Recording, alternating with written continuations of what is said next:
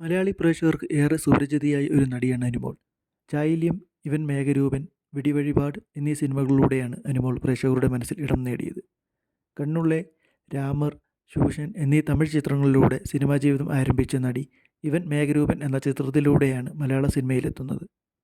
ഇപ്പോൾ can channel മീഡിയയ്ക്ക് നൽകിയ അഭിമുഖത്തിൽ മമ്മൂട്ടിയെക്കുറിച്ച് പറയുകയാണ് അനുമോൾ.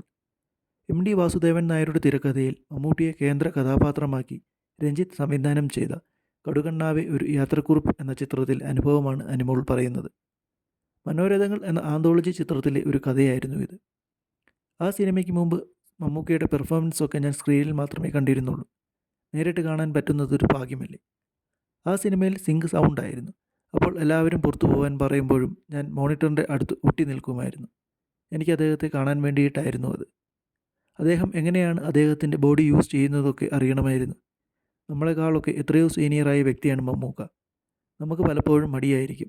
നമ്മളെ വിളിക്കുമ്പോൾ ചിലപ്പോൾ പതുക്കെയൊക്കെയാവും നമ്മൾ എഴുന്നേറ്റ് വരിക. പക്ഷേ മമ്മൂക്ക അങ്ങനെയല്ല. വളരെ പ്ലസൻ്റായിട്ടാണ് ഉണ്ടാവുക. വളരെ ഹാപ്പി ആയിട്ടാണ് അദ്ദേഹം സെറ്റിൽ വരിക.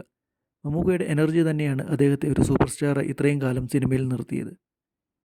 അതൊക്കെ എനിക്ക് നേരിട്ട് നോക്കി കാണാൻ പറ്റി എന്നതാണ് എൻ്റെ ഏറ്റവും വലിയ സന്തോഷം. ഇതാണെങ്കിൽ അഭിനയം നോക്കണം, ഡ്രസ്സിങ് നോക്കണം, അദ്ദേഹത്തിൻ്റെ കൈയും കാലും ഒക്കെ നോക്കണം. ഞാൻ മമ്മൂക്കയുടെ കാലിൻ്റെ വരെ ഫോട്ടോ എടുത്ത് വെച്ചിരുന്നു. ആരും വിശ്വസിക്കില്ല.